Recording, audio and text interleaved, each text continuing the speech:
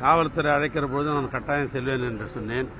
அதே நேரத்தில் நம்முடைய சென்னை உயர்நீதிமன்றம் 15ஆம் தேதி இன்றைக்கு காவல்துறைக்கு நீங்கள் முழு ஒத்துழைப்பு நல்க வேண்டும் என்று ஆணையிட்டிருந்தார்கள். எனவே அந்த அடிப்படையிலே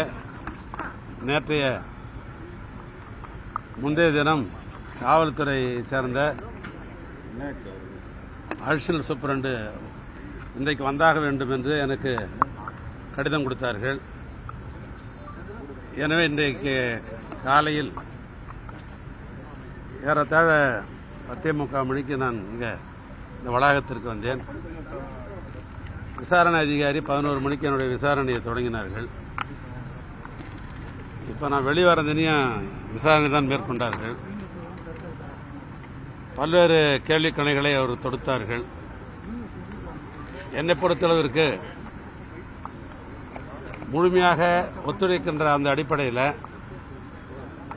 என் மனதுக்கு பட்டதை, குறிப்பாக உண்மைகளை நான் அவர்களுக்கு பதிலளித்திருக்கிறேன். என்னுடைய பதில் என்பது முழுக்க 100% உண்மை கலந்தது. அதில் எந்த விதமான கலப்படமும் இல்லை. ஏன்னா அந்த அடிப்படையில் அந்த பணியை நான் நிறைவு செய்துட்டு வந்திருக்கிறேன். காவல்துறைக்கு முழு ஒத்துழைப்பு கொடுத்திருக்கிறேன். நீதிமன்றத்தினுடைய ஆணையை ஏற்று இதில் என்னுடைய பதிலை நான் சொல்லியிருக்கிறேன். மீண்டும் அவர்கிட்ட சொல்லிட்டு வந்திருக்கிறேன். நீங்கள் எப்போ வேணாலும் இது சம்பந்தமாக என்னை அழைத்தால் நான் முழு ஒத்துழைப்பு தருவேன். மீண்டும் என்னை கூப்பிட்டா நான் வருவேன் அப்படின்னு நான் சொல்லிட்டு வந்திருக்கிறேன். மீண்டும் சொல்லுகிறேன், எனக்கு மடியில் கனம் இல்லை, வழியில் பயம் இல்லை என்ற ஒரு பழமொழி உண்டு. இல்லை, நான் எந்தவித குற்றமும் செய்யாதவன். அரசாங்கம் திட்டமிட்டு என்னை அதில் இணைத்திருக்கிறார்கள். நீதிமன்றத்தில் வழக்கு இருக்கிற காரணத்தினால் இதற்கு மேல் விரிவாக எதுவும் நான் சொல்ல முடியாது. 28ஆம் தேதி வழக்கு நீதிமன்றத்தில் வர இருக்கிறது. நீதிமன்றத்தில் நான் நீதி எதிர்பார்த்து இருக்கிறேன்.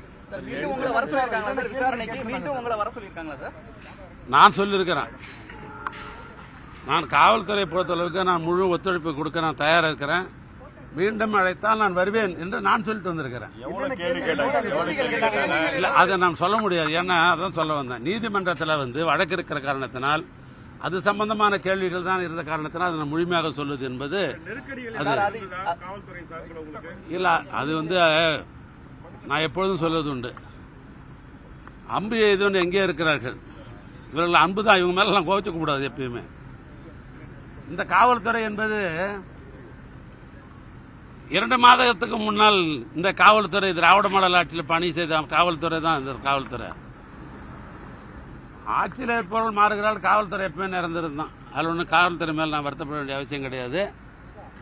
ஆனால் அவங்க முறைப்படி விசாரணை செய்தார்கள். நான் முறைப்படி நான் முடிவு சொல்லியிருக்கிறேன்.